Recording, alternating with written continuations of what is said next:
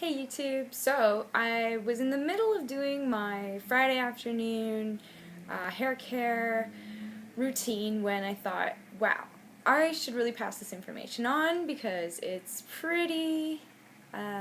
it's a natural way to condition your hair without having that buildup of waxes and parabens in your hair that you might get used to if you've been using conventional hair products for a long time. So let me just give you a little bit of background information about how I take care of my hair. About a year ago, I decided to step away from a lot of conventional products, especially ones containing things like sodium lauryl sulfate, mostly because I kind of love the environment and I wanted to make a change, a small change. It's not a huge thing, it's not a big deal, but I needed to start somewhere. And they always say that if you're going to do something new, you should just start small. It's a lot easier to manage instead of trying to take on the whole world at the same time. So I stepped away from using beauty products and shampoos and soaps and things that contain sodium lauryl sulfate and stepped into a more natural type of atmosphere. And while today I'm not going to talk to you about no poo shampoo, I am going to tell you that I use baking soda and apple cider vinegar to wash and condition my hair. And since I've been doing that, I have noticed that my hair has more volume, it's soft, it's shiny, it's healthy, it's clean, but I don't get that buildup and that weighted down effect that I always experienced while using conventional shampoos and conditioners and other types of products on the market. My hair type is, I have fine hair that is thick.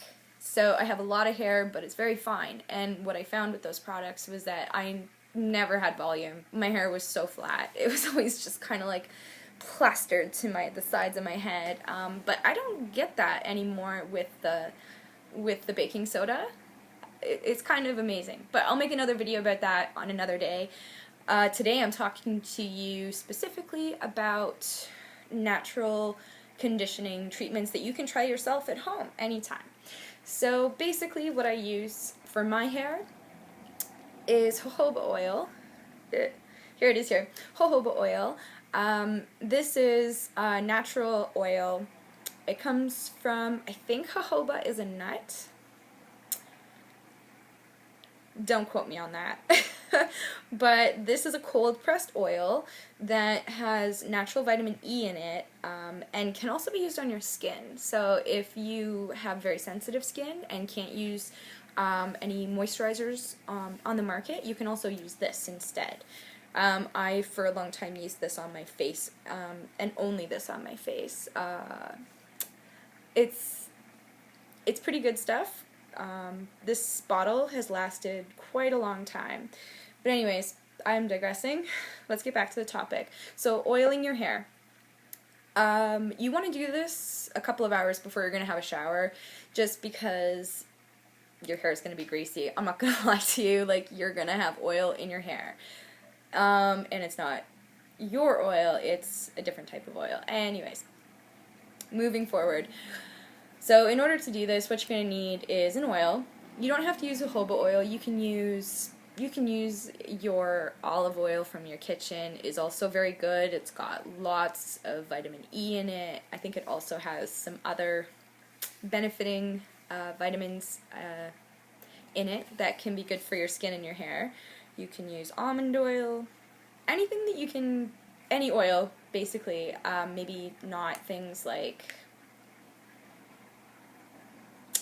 I probably wouldn't use like canola oil or vegetable oil, but anything that's a naturally derived nut oil that would be recommended for your skin or specifically for your hair. They're out there. Just check your natural food stores and see if they have anything, because they probably do. So to get started, you're just going to take your bottle, and a word of caution is that while you're using this, it does get a little bit messy and you might drip. So make sure that you're wearing older clothes that you don't really care about, like the type of clothes that you would wear to paint, because you're gonna get oil on something if you're wearing your favorite clothes, I guarantee you. So I'm going to start. You basically just want to put a dollop, not a dollop, but a drop, maybe about the size of a dime, just because it's more manageable to work with, and you're going to try to rub it evenly in your hands so that you're coating both of your palms in oil, as you can see. I already started. Another thing that you want to do beforehand is to give your hair a good brushing, just to make sure there's no tangles in it. It's a little easier to do this once you've gotten rid of all of your knots.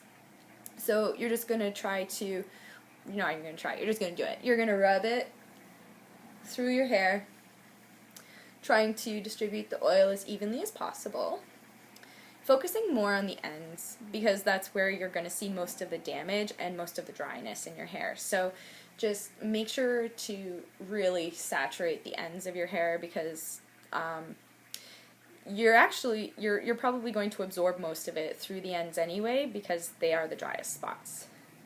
But don't neglect your scalp. It's just good to make sure that you're getting this all the way through your hair. Now, as I said, I already started doing this, and so my hair is pretty much at that point where I don't really need to add too much more oil. But I am going to make sure that my scalp gets a bit of a treatment at the same time. This is going to stimulate your hair follicles, and it's also going to moisturize your scalp. I'm not using my nails, I'm actually just using the pads of my fingers. And I'm just kind of massaging my roots. Kind of feels nice. And so, yeah, you're probably going to use, depending on your hair type and how much hair you have, anywhere from, I would say, a half an ounce to a full ounce of oil in your hair.